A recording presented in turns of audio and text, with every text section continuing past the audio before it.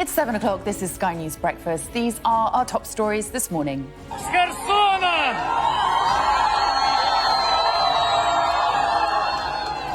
An historic day as Ukrainians celebrate their forces retaking Kherson after the Russian military withdraws. We report from the newly liberated region. They've left an enormous amount of ammunition. Crate after crate, just dumped. They left here about 24 hours ago. They just simply vanished from this place. 2 English councils lose a legal battle to stop the Home Office housing asylum seekers in hotels. The government insists Dominc Raab values civil servants after reports claim the Deputy Prime Minister was rude to staff. In the US, President Biden's Democrats are now just 1 seat away from keeping control of the Senate after former astronaut Mark Kelly is projected to win Arizona. After years as a climate outcast, Australia says it's back and ready to commit to global pledges. The Women's Rugby World Cup final between England and New Zealand is underway. Yes, I'm live at a Twickenham pub and England are leading this World Cup final against the Black Ferns, but what a slender lead it is at the moment. 19 points to 14 and they are a woman down. The weather, mild today with lighter winds and sunny spells to come once any overnight fog lifts and rain clears from the north. And at 1:45, we'll be going through the papers with the editor of Spike, Tom Slater, and the journalist and author Genelle Aldred.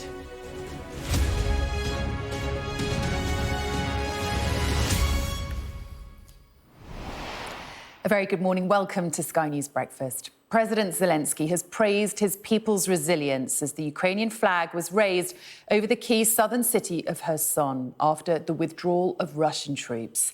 Ukrainian forces were welcomed as they arrived in the centre of the city, which was annexed as a Russian territory in September. Russian forces still control large swathes of the region, which Moscow says it still views as part of Russia. Our international correspondent Alex Rossi has this report from the newly liberated areas surrounding Kherson.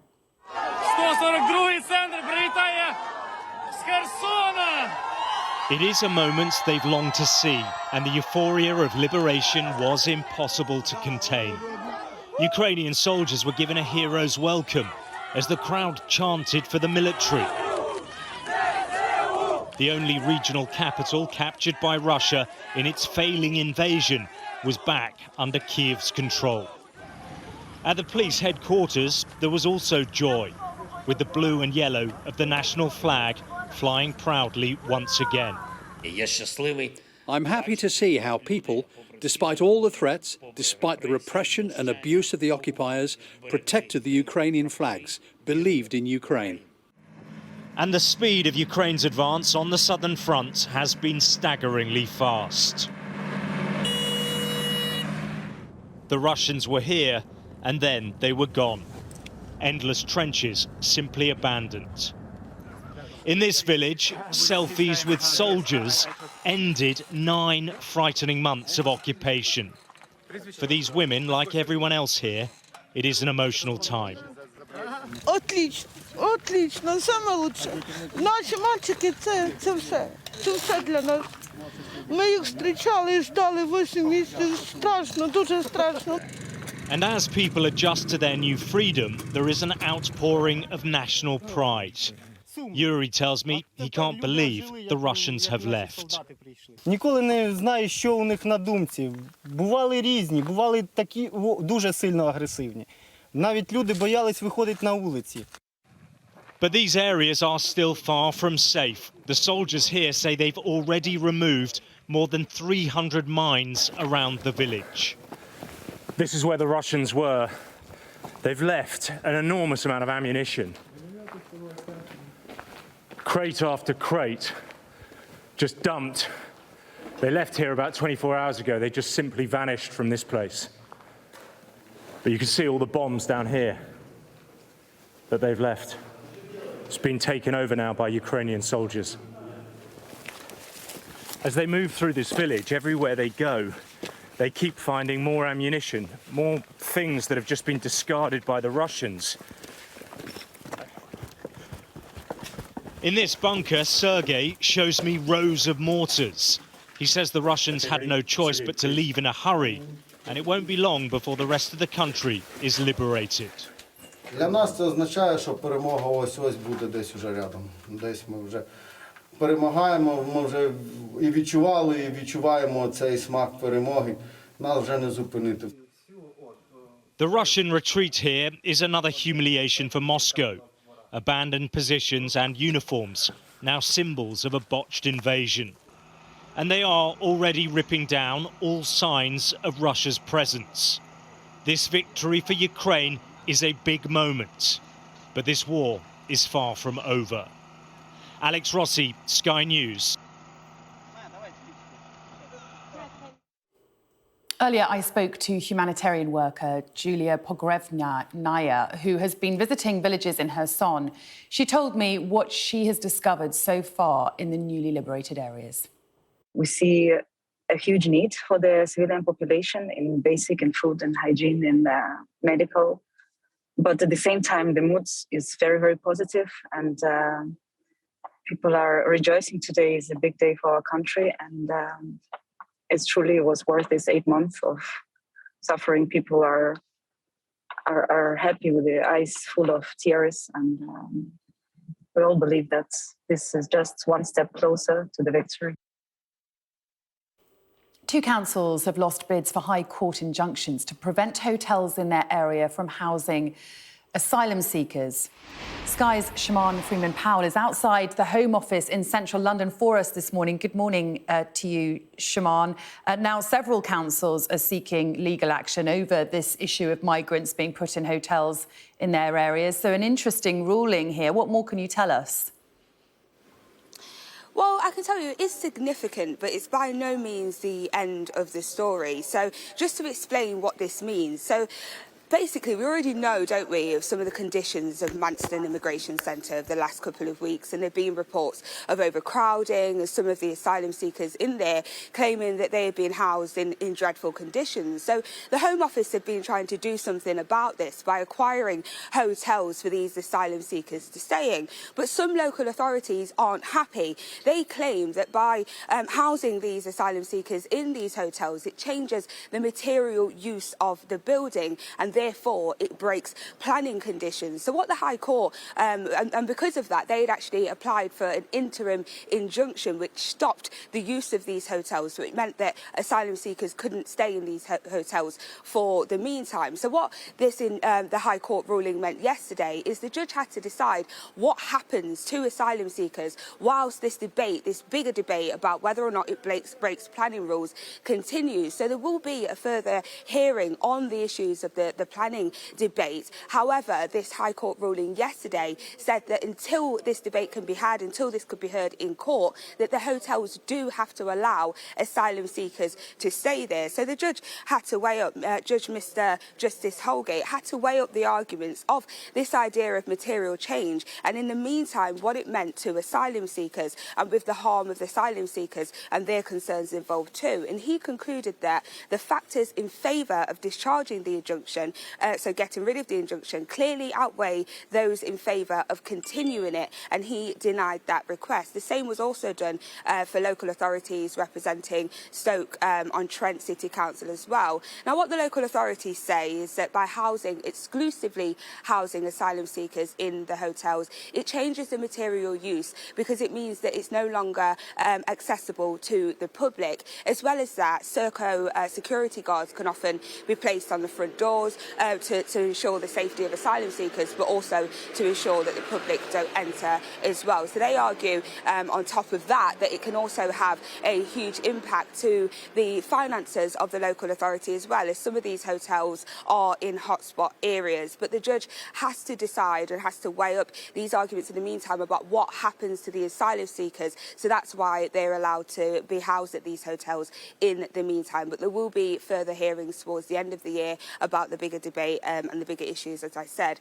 But more broadly, this is all about what to do with the increased numbers of asylum seekers that are travelling to the UK trying to get refugee status. And more broadly, we are hearing reports now that Britain has come to some sort of agreement with France over the Channel crossings, or will come to some sort of agreement as early as Monday. So we are hearing reports that the French are agreeing that they may put more police on beaches, they will help to prevent small boats from leaving, and they will create a joint centre. And this is all about making the route uneconomic for the smugglers that often prey on these asylum seekers. OK, Shaman, for now, thank you. The Chancellor, Jeremy Hunt, has promised he'll work to make a possible recession shallower and quicker after the latest figures showed the economy had contracted by 0.2%. So what might that mean for his autumn statement this coming week? Well, our political correspondent, Rob Powell, joins me now from Westminster. Hello again, Rob. Just 5 days away from this all-important fiscal statement and a difficult backdrop with these latest GDP figures for the Chancellor. What can we expect? Well, I think there's been quite a few leaks into the newspapers, a pretty comprehensive briefing operation going on for the last few weeks. So I think we can see the sort of broad shape of maybe what is coming on Thursday. I think it's probably looking more likely than it was that pensions and benefits will be increased next year by the level of rising prices rather than other lower pegs such as earnings. But I think because of that, and that's a sort of expensive move, there may have to be more savings or more money raised elsewhere. And I think in terms of where the Chancellor and Rishi Sunak look to try and do that in the tax system, you'll probably see some of the more kind of fiddly bits of the tax system being looked at. So by that, I mean not necessarily the headline rates of tax, but things like thresholds, the point at which people start paying increased rates of, say, income tax. There has been numerous reports about an extension to the freeze on income tax thresholds. And what that essentially means is that as people get pay rises and earn more, they're dragged into higher tax brackets and hence more tax comes into the government. There could be also things like pension tax relief looked at or allowances on capital gains tax as well. Now, all of these things are sort of called stealth taxes because they are not the big ticket headline rates of tax changes. That also means they don't necessarily raise as much as if you were playing around with the overall rates of tax. The danger, of course, though, is if they start going hunting for changes that are more pronounced in the tax system, that risks a backlash from the Conservative backbenches. I think the other unknown as well is around spending and how that shakes down to the various departments who are all coping, of course, with demands for high pay settlements from their workers and also generally with the higher rate of inflation. And a big splash on the front page of The Guardian today, Rob, adding to more allegations about government bullying. What can you tell us on that? Yeah, so The Guardian newspaper is reporting that Dominc Raab, the Justice Secretary and Deputy Prime Minister, accusations connected to him regarding bullying. Unnamed sources quoted by The Guardian saying that senior officials in his department were, when he was reappointed there last month, were offered a route out or respite amid concerns that when he was in the Ministry of Justice under Boris Johnson, he created what The Guardian quotes as a culture of fear. Now, it also says, the paper also says that the most senior civil servant there, the permanent secretary, had to speak to Dominc Raab when he came back into the department last month to urge him to treat civil servants with respect and treat them in a professional way. Now, those close to Raab, sources connected to the Justice Secretary, have categorically denied any accusations of bullying. They say that he has a good working relationship with his civil servants. The suggestion seems to be that, yes, he's someone that expects and asks a lot of his staff, but that he asks a lot of himself and holds himself to high standards as well. The Ministry of Justice have also put out a statement saying that there's zero tolerance for bullying and that the Minister, the Deputy Prime Minister, values the civil servants that he works with. I think at the moment what you are getting is unnamed allegations going to newspaper journalists The difficulty, I think, really starts for the Deputy Prime Minister and Rishi Sunak is if something more solid comes forward, as it did with Gavin Williamson, who, of course, had to resign earlier in the week. OK, Rob, for now, thank you. Let's have a look at other stories making the news this morning. And in the US, the Democrat Mark Kelly is projected to win re-election to the Senate in the battleground state of Arizona. It brings President Biden's party a step closer to holding its majority in the upper chamber of Congress. Democrats now only need one more seat to maintain control of the Senate, since the Vice President Kamala Harris can cast tie-breaking votes.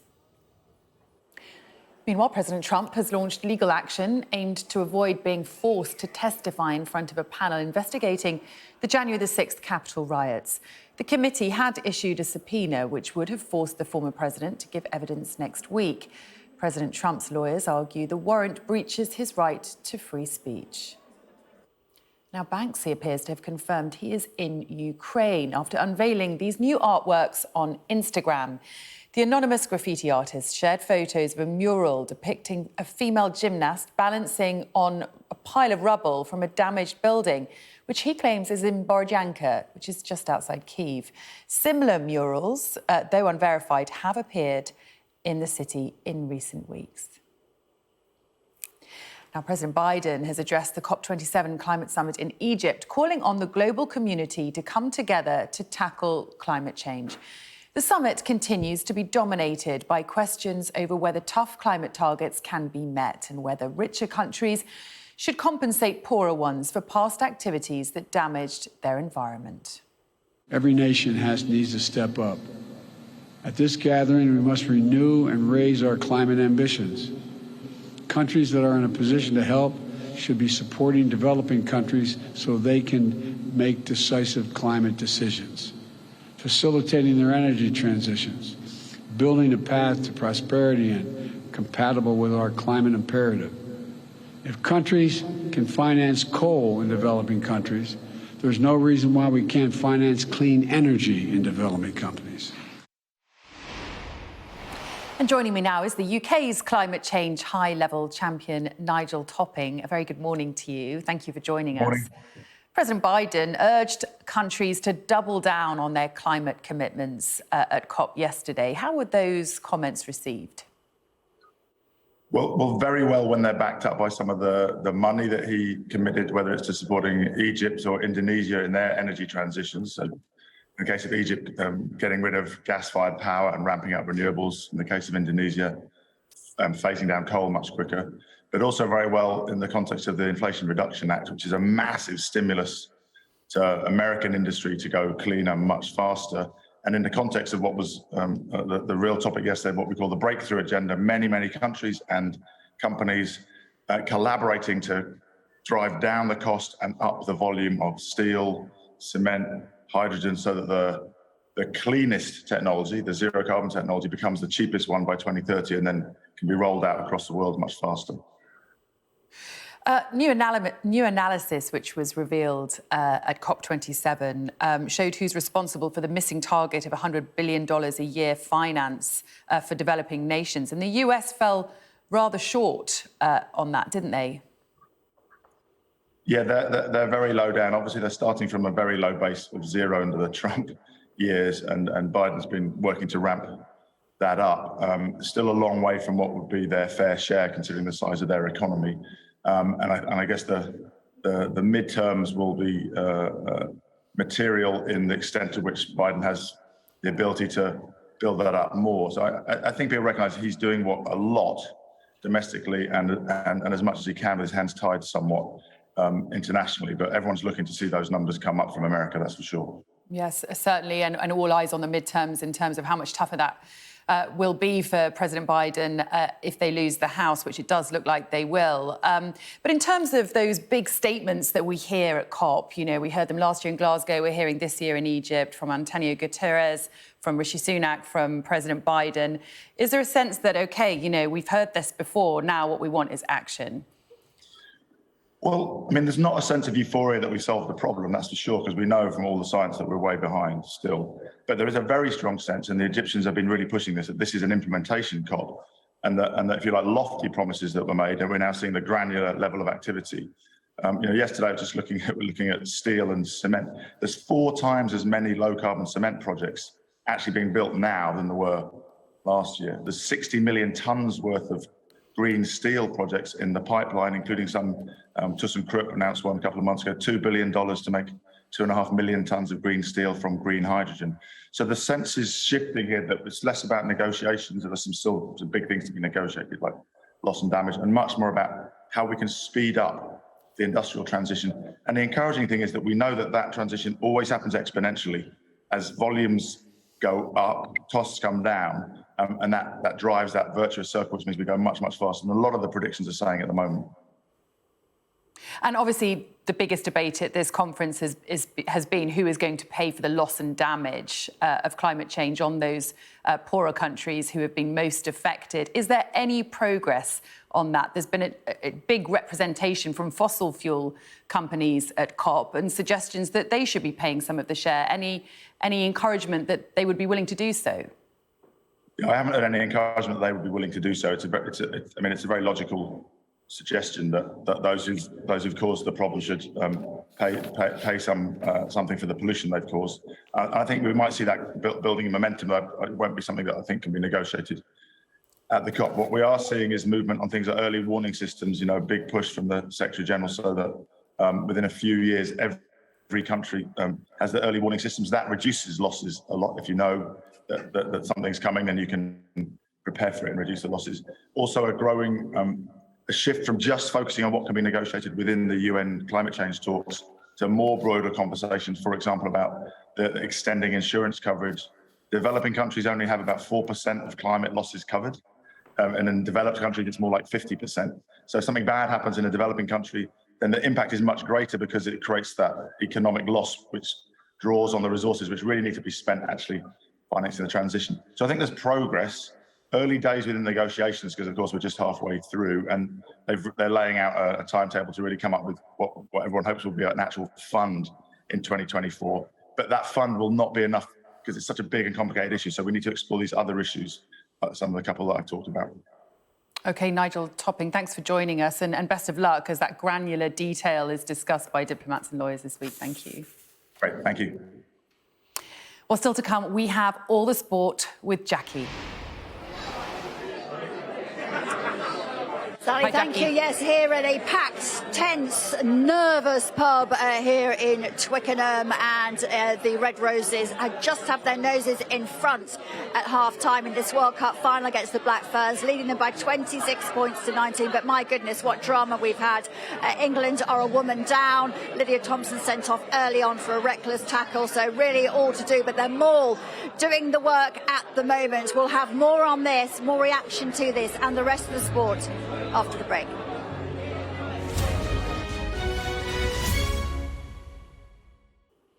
Welcome back, and we can cross now to Jackie, who's at Twickenham for us for a rather nail-biting match between the Red Roses and the Black Ferns. We lost Jackie for a second. There you are, Jackie, in that pub near to Twickenham Stadium, living your best life at 7 in the morning. I wouldn't say that. I think it's been a very, very tense first half. Very exciting, but very nail-biting. England with their noses in front just now, but really just one try-and conversion in the scorelines as they lead 26 points to 19 at half-time. And it has been... well, it's been a thriller so far. The Pomeroy family join me now. Welcome, guys. Hey, how have you found the first half? Really exciting, Now, yeah. you play rugby, Alba, don't you? Yeah. What did you feel when England had a player sent off? I'm not really sure. It's just like quite nerve-wracking because obviously we've got players sent off and now we're down a player. So it's quite nerve-wracking, really. And is that very hard as a rugby player if you get someone sent off? Yeah. Very difficult. Dad, what have you been thinking so far? They're playing quite smartly, playing to their strengths, England, aren't they? They absolutely are. I'm super excited to see the second half. I think England has still got such a dominant pack. I think we're going to bring this one home. Yeah, do you? What do you think that they've done well so far? I mean, they're determined. They've had their hearts broken so many times by New Zealand in the final. I just think they've come out so confident and they've done their basics really well. Their line out, scrum time, ruck time has all been so proficient. and I think if they can just keep that efficiency and effectiveness up, they're going to be great. They're stronger, aren't they? They're stronger, they're bigger. What do you think? What's your name? Woody. Oh, very great name. And what do you think? Has it been very exciting so far? Yeah. Are you quite tired? Did you get up quite early? Yeah. Was it worth it? Yeah. Yeah. Let's hope it's worth it in the end, because you've got to go and play rugby in a bit, haven't you? Got rugby training yourself. OK, well done, Pomeroy family. Thank you so much. Enjoy the second half. I mean, it is very nail-biting. England on this 30-match winning streak, which is the greatest winning streak we have ever seen in the history of rugby union, men or women. But my goodness, they know they're in the final right now.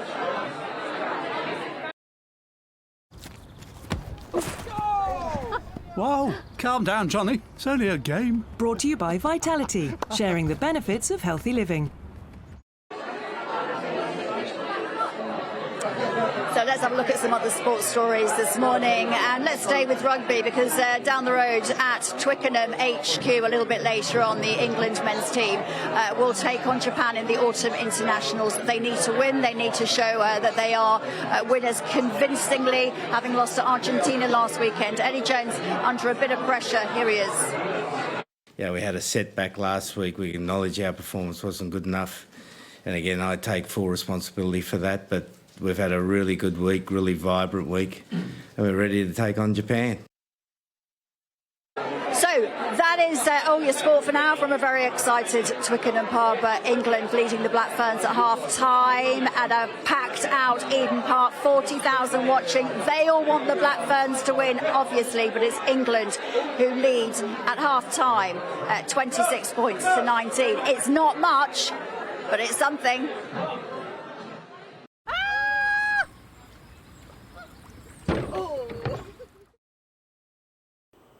And we'll cross back to Jackie for updates throughout that all-important match. This is Sky News Breakfast coming up. After the break, we'll have more on Ukrainian forces retaking Kherson after the Russian military withdraws. I'll be speaking to former National Security Advisor Dominc Raab.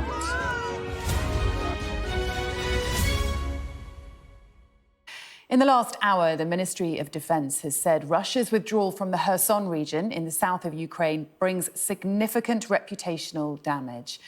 British intelligence analysts say Moscow's exit from the city likely began as early as 3 weeks ago. Well, joining me now is former National Security Advisor Dominc Raab. Thank you for joining us this morning. What more can you add to that comment from the Ministry of Defence in the last hour, that this will have inflicted significant reputational damage to Russia? I think that's right, Sally. It's clearly a great victory for the Ukrainian forces, and it is a humiliating defeat for President Putin. And it's noticeable that President Putin was not present on air, as it were, when his generals announced the withdrawal of the Russian troops from Kherson.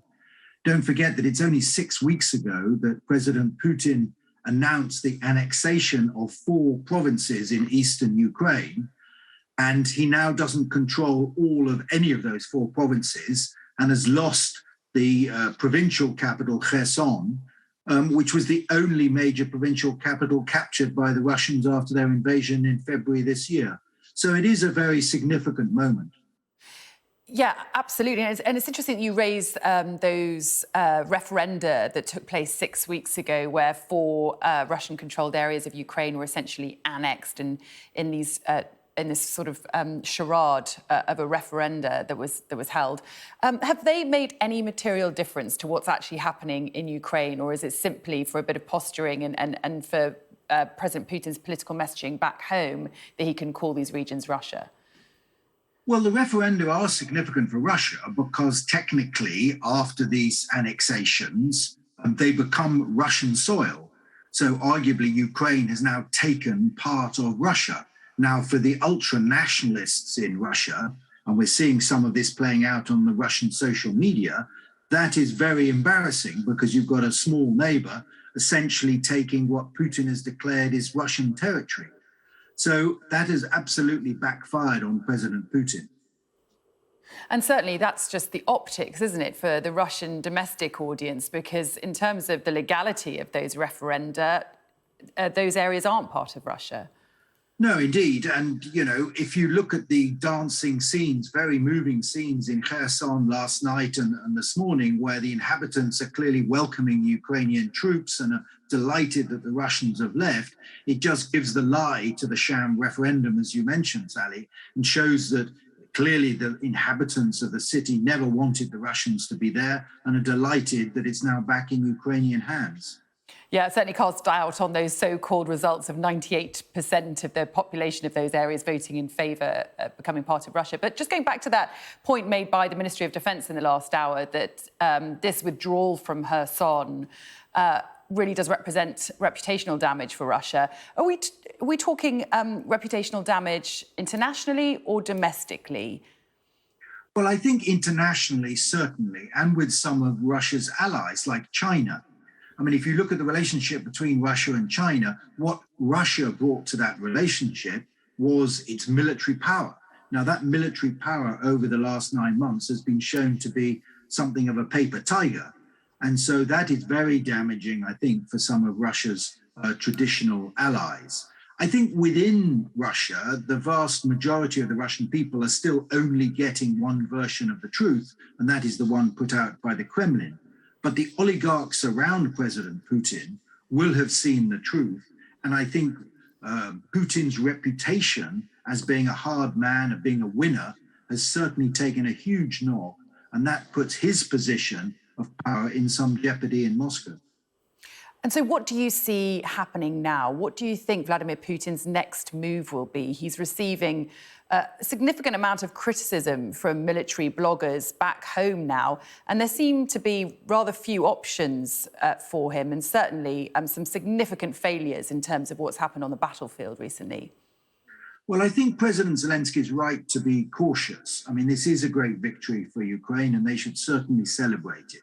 But the reality on the ground is that Russian troops have now fallen back to the east of the Dnipro River and into much more defensible positions.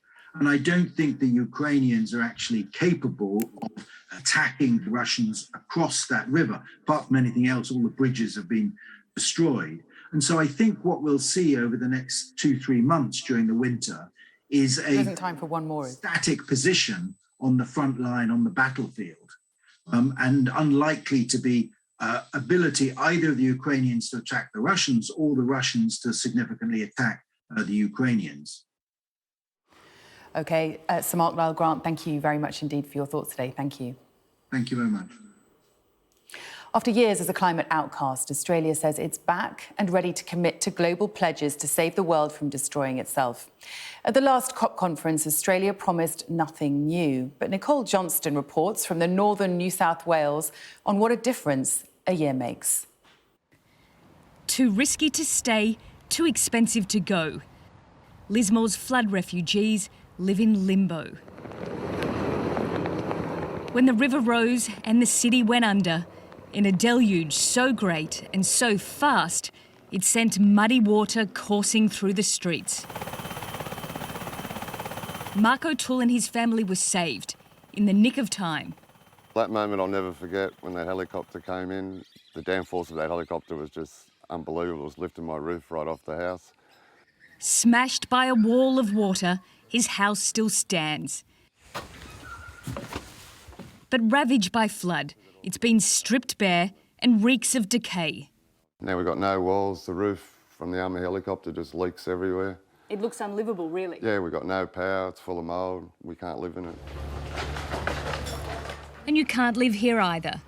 Condemned houses torn down. Or left to rot, covered in a thick film of muck. There's hundreds of people homeless, people living in the shells of their homes, people camping in their front or backyards just to survive.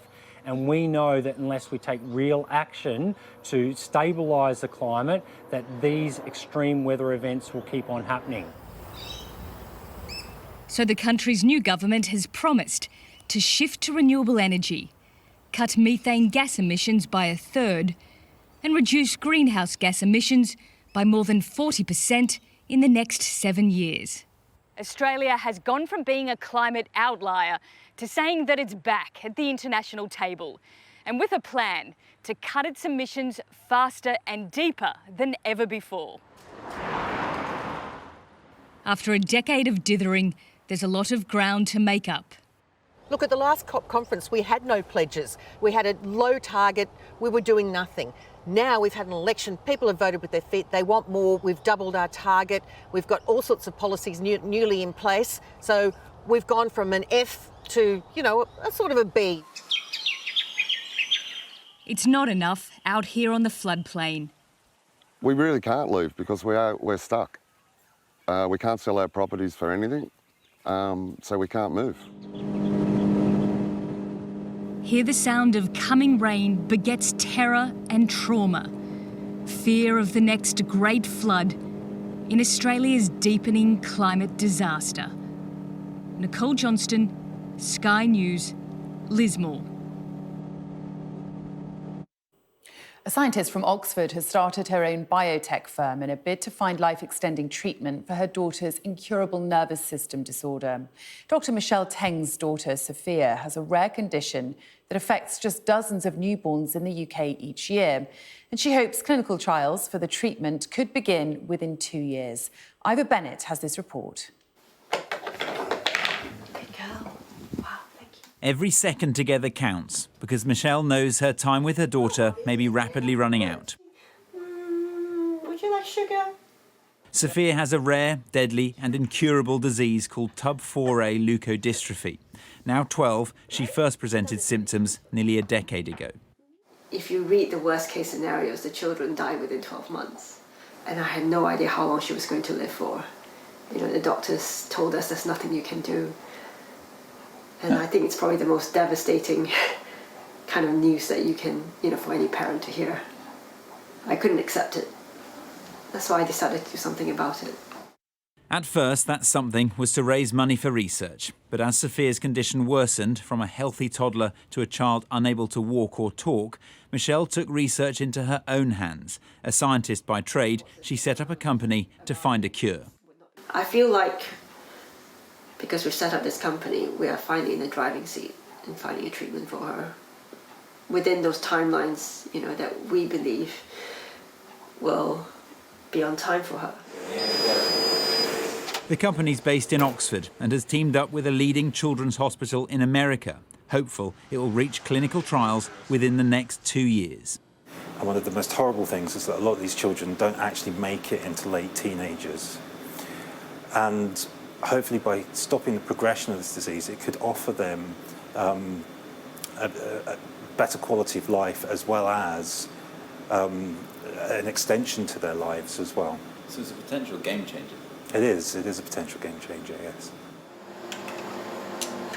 Part of the reason why there's no cure for this disease yet is because it was actually only identified 8 years ago in 2014. And the other reason is because it's incredibly rare. It's thought to only affect between 60 and 90 newborns in Britain each year, and just over 1,600 worldwide. For those it does affect, it is a ticking time bomb. But Michelle says Sophia doesn't let it get to her, and that they'll never give up hope of finding a cure. Ivor Bennett, Sky News, Oxford. Time now for a look at the weather. Anticipation is rising, and so is the atmosphere. Are you ready? The weather, sponsored by Qatar Airways. Rain in the north will clear to leave largely dry and very mild conditions this weekend. However, overnight fog will become more prevalent, especially across England. England and Wales will be mostly dry with patches of low cloud, mist and fog this morning. Meanwhile, much of Scotland and Ireland will be cloudy with outbreaks of rain. The weather, sponsored by Qatar Airways. You're watching Sky News Breakfast. Coming up, we'll be taking you through the morning's papers with the Deputy Editor of Spike, Tom Slater, and the journalist and author, Genelle Aldred. That's next. Now, with us this morning to review the papers is the editor of Spiked, Tom Slater, and the journalist and author, Genelle Aldred. Thank you both for joining us again. Let's start with you first, Genelle. You've picked out the front of the FT weekend. Certainly, it's been a very turbulent time for the crypto world, and one huge company has filed for bankruptcy. Tell us about that. Yeah, they've lost, well, the empire was worth some $32 billion, FTX. They have filed for bankruptcy. Their founder has resigned. He's a 30-year-old man, Sam Bankman-Fried. And what happened this week, there was basically a run on it, and so people tried to take their money out and they couldn't essentially meet the demand of people trying to withdraw their money. And so he had to file for bankruptcy.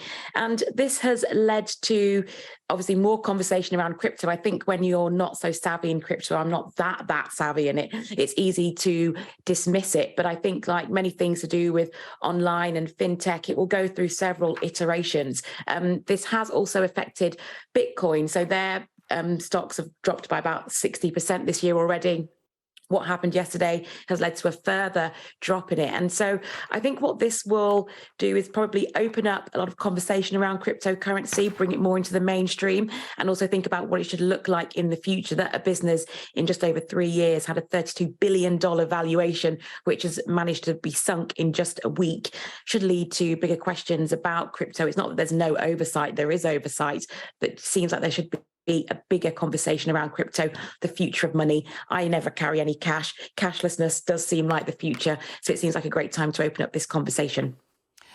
Interesting stuff, Genelle. And Tom, you've pulled out a double-page spread inside The Guardian from the team reporting there in Ukraine. Some really interesting testimony about what civilians have been through during the occupation of Kherson, obviously that area that is being liberated at the moment. Yeah, some great photos there of the sort of jubilant scenes of residents greeting their liberators as this really key sort of strategic city has been retaken in another sort of stunning counter-offensive. This was, of course, the sort of first regional capital that Putin's invaders managed to capture. It was the entire region of Kherson was effectively annexed by Russia formally after some sham referendum about 6 weeks ago. So the level of humiliation is probably off the scale from anything we've seen previously, even the botched attempt to hit Kiev at the beginning of the invasion, or the counteroffensive in the northeast of the country and Kharkiv as well. So just another really stunning counteroffensive from the Ukrainians there. And again, you see the people spilling out on the streets, completely giving the lie to Putin's line that these people were just waiting to be liberated by Mother Russia. Certainly, that's not the scenes you see on the streets there. They certainly seem to speak for themselves, and unthinkable, what some of them may have been through since that occupation began in March. Genelle, onto the economy. You pulled out this article, I think it's in The Times, about next week's fiscal statement that we'll be getting from Jeremy Hunt. Suggestions that it will be bad news for almost everyone. Yeah, it's looking like a return to austerity and unprecedented tax rises in peacetime. Someone said the good news, or one Tory MP said the good news is what services won't be cut and what tax rises don't actually happen. I think there's probably not many people who are not worrying or thinking about what this will mean for them and their finances. Apparently Hunt and Sunak have met about 5 times this week in the cabinet room, and there's a feeling seems like a thinly veiled truce in the Tory party about what this budget could mean for the party and for their election chances, in terms of if it does go wrong or doesn't go as well as they'd hoped, what that will mean for them, what that will mean for the markets. Some Tory MPs are worried that Jeremy Hunt is going to try to overcorrect what Liz Truss set in motion. We've heard from Kwasi Kwarteng this week, kind of a preemptive get ahead of the narrative, or try to, and saying that the problems that are occurring didn't just happen in the 44 days that Liz Truss was in charge. And he's right, because I'm old enough to remember the last round of austerity. It didn't work then, and I'm sure if they cut too deeply, it won't work now. Poverty does trickle upwards. Money might not trickle down, but poverty does trickle up. Even if you want to grow, but people can't afford to buy things because their bills are going up, the taxes are going up.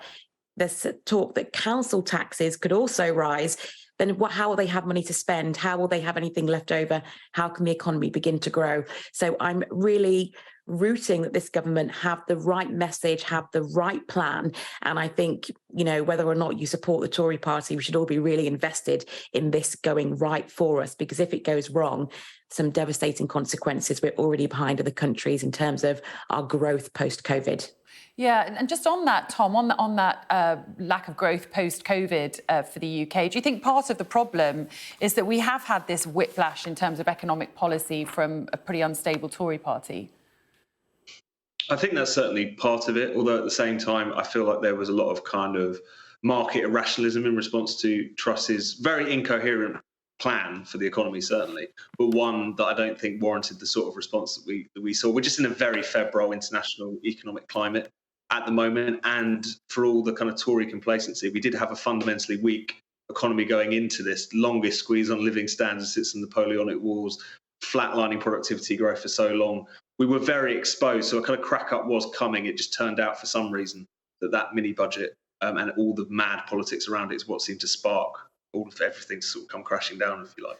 And Genelle, you pulled out this story in the Express about Alok Sharma warning on delaying on climate action. Oh, I think that might be Tom. Oh, Tom.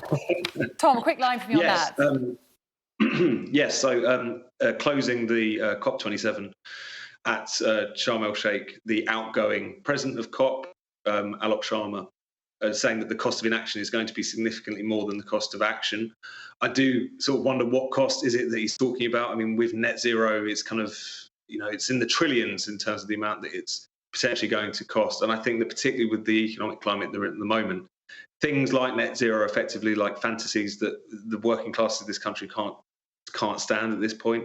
I think that if you want to do something about climate, you can't do it in a certain way that's going to make people worse off. And given the fact that we are in this energy crisis, we need to get serious about this. Aside from the questions of warm words, you've also got to make sure that there is cheap and reliable energy. And I think that's something which is so missing from this discussion oftentimes. OK, I think we'll have to leave it there. We'll see you both again next hour, Tom Slater and Genelle Aldred. Thank you both so much for joining us.